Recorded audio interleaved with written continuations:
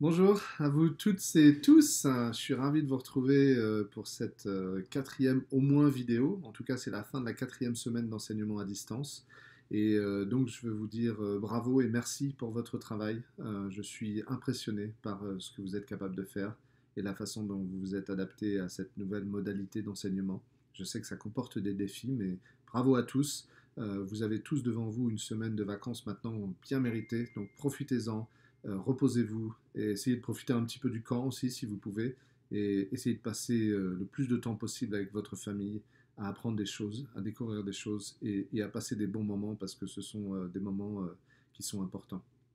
Je voulais comme d'habitude vous proposer maintenant 10 activités que vous pouvez faire ce week-end ou pendant les vacances, donc 10 activités sans écran et des activités qui vont vous ouvrir l'esprit sur des nouveaux domaines et vous connecter avec votre famille. Donc c'est parti, première activité, utilisez les matériaux que vous avez à la maison pour créer et ensuite jouer des instruments à vent, à cordes ou des instruments de musique avec des percussions. Donc ça c'est très simple à faire, hein. Vous prenez par exemple une casserole, un, un, un un verre et vous pouvez faire beaucoup d'instruments de musique. Si vous n'avez pas d'idée, je vais vous mettre un lien sous la vidéo pour que vous puissiez en créer. Pour les activités concernant les élèves du collège, je vous encourage en fait à poursuivre ce que vous avez fait avec Ramsey quand il est venu. Et donc si vous pouvez commander en ligne certains matériaux et certains ustensiles, vous allez pouvoir recréer et customiser vos propres objets, donc que ce soit une paire de chaussures de tennis, une paire de sneakers ou une veste en jean ou un jean. Donc soyez vraiment créatifs, vous avez la semaine. Ramsey vous a montré comment faire, donc essayez vraiment de vous amuser avec ça et peut-être prenez des photos, échangez-les avec vos camarades. Il y a des trucs très très sympathiques à faire. Deuxième activité, justement, apprendre à cirer une paire de chaussures. Donc ça peut paraître obsolète, je ne sais pas si vous l'avez déjà fait, si vous avez déjà vu quelqu'un cirer des chaussures, mais en fait c'est une activité importante parce que ça nous apprend qu'il est important de prendre soin des choses qui nous appartiennent, et les paires de chaussures sont des choses importantes dans la vie des gens finalement. Et puis ça vous préparera, si quand vous êtes grand vous achetez des chaussures qui sont un peu plus onéreuses, eh bien vous saurez bien vous en occuper. Alors demandez à quelqu'un qui l'a déjà fait, ça peut être vos parents, vos grands-parents, oncles, tantes, amis, cousins, etc., qui vous montrent et allez-y. Troisième activité, collecter des feuilles à partir de plantes qui ne seraient pas dangereuses et les classer par taille, par couleur ou par texture. Donc c'est une activité de classement, j'en propose systématiquement, et c'est une activité qui permet de continuer à travailler sur la faune et la flore de la baie. Vous savez qu'on a commencé à faire ça avec les oiseaux, certains animaux, certains arbres, et bien voilà, moi je vous propose maintenant de travailler sur les feuilles.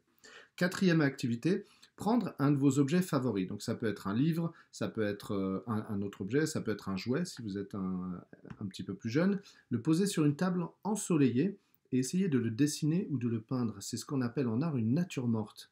Si vous êtes un élève un petit peu plus avancé, fin du primaire ou peut-être collège, vous pouvez essayer de le peindre par exemple à la manière d'eux, c'est-à-dire que vous pouvez imiter en ce sens un artiste que vous aimez, ça peut être Van Gogh, ça peut être n'importe quel autre artiste, un artiste que vous avez vu au musée, dans une exposition, vous avez un livre de cet artiste à la maison. Donc essayez de l'imiter comme ça, et puis essayez de rendre compte de votre imagination, et puis ça sera une manière d'immortaliser un objet que vous aimez bien, et de se l'approprier aussi, et puis d'avoir une nouvelle réflexion sur cet objet. Ça peut être un livre favori, autre chose. Donc vraiment, essayez ça, ça peut être intéressant. Cinquième activité, trouver, prendre et disséquer une fleur. Donc soyez un scientifique, si vous ne savez pas quelles sont les parties d'une fleur, je vais vous mettre un lien aussi en dessous de la vidéo, comme ça vous pourrez savoir comment disséquer une fleur. Encore une fois, une activité sur la flore de la baie. Sixième activité, mathématiques et éducation physique, ou en tout cas activité physique. Si vous avez des escaliers chez vous, vous les montez, vous les descendez, puis vous les comptez. Les marches une par une, deux par deux, trois par trois, etc. jusqu'à 10. Ensuite, vous pouvez varier un petit peu les choses et peut-être associer une marche avec une dizaine, une marche avec une vingtaine, une trentaine, etc. Centaines, milliers, dizaines de milliers. Vous pouvez aller très loin jusqu'à ça. Et donc, vous réviserez vos mathématiques, vous aiguiserez l'esprit en matière de calcul réfléchi et vous pourrez vous activer physiquement et ce sera très bien. Septième activité, déterminez les volumes de containers que vous avez chez vous, d'une dizaine de containers, et les ranger par ordre sur votre Porsche par exemple ou dans votre cuisine. Si vous ne savez pas comment déterminer les volumes des solides, ça peut être le cas pour certains d'entre vous, je vais vous mettre un lien aussi sous la vidéo, vous pourrez aller voir ça.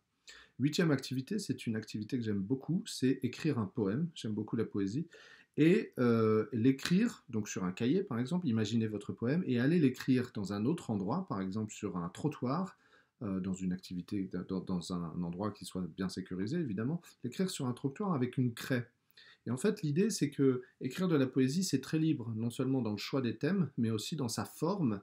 Et l'écrire dans un endroit dans lequel on ne l'attend pas, c'est une démarche finalement très artistique. Donc laissez libre cours à votre esprit créatif et amusez-vous bien avec l'écriture de ce poème à la craie, par exemple dans des escaliers ou, sur un trottoir. Neuvième activité, prendre des objets de tous les jours, une vingtaine d'objets, et les classer suivant leur forme, leur taille, leur couleur, leur poids, leur masse ou leur matériau. Donc vous prenez un de ces critères, vous classez les 20, puis vous changez le critère et de nouveau vous classez les 20.